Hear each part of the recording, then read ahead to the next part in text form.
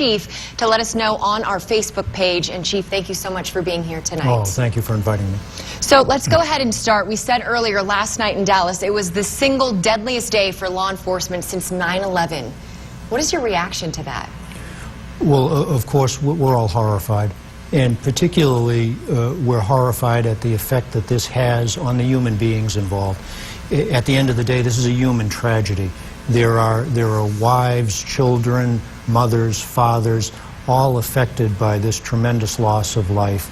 And so our thoughts, our prayers, and our heartfelt condolences to, first of all, those folks, and to also all of the folks at the Dallas Police Department, and really anyone associated with the Dallas PD.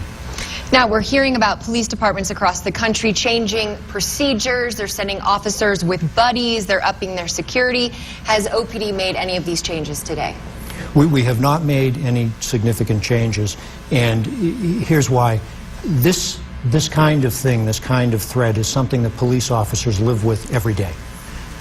It is a part of their working life. It's a commitment that they make when they take the job that they're going to live with this. And so when these types of tragedies occur, it serves as a lesson to be learned in terms of maintaining your diligence and officer safety when you go about doing your job day in and day out. When tragedies like this happen, how do you as a department rebuild that trust with the community?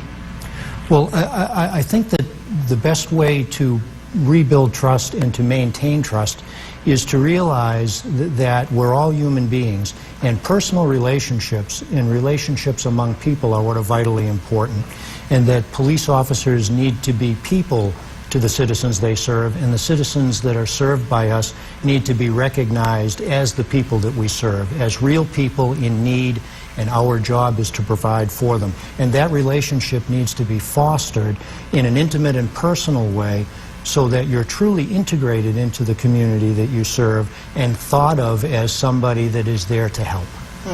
So we have a question at home coming from Brenda, and she would like to know, if a situation were to occur like what happened in Dallas, in Odessa, is OPD ready? Oh, absolutely. We have a very highly trained SWAT team. We have a very highly trained negotiating team. We have all of the technical components that are necessary to respond to such situations, everything from an armored vehicle to robots to a bomb squad. They're well trained and they're prepared to deal with those kinds of circumstances. Does this hurt not just for OPD but for MPD, police departments across West Texas? Does this hurt for recruiting new officers?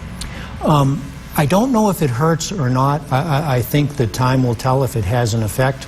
I think that the type of individual that's interested in this profession to begin with understands that they're entering a profession where danger is involved, where these types of things occur. And so it's difficult to say to what extent it will affect things. In the short term, it probably will have some effect. In the long term, doubtful. On a day with heavy hearts, we appreciate you being here today. Oh, thank you so much for having me, and much appreciated. And once again, our prayers and thoughts go out to the folks in Dallas. Okay, thank you. And continuing our tragedy in Dallas, our coverage tonight, officials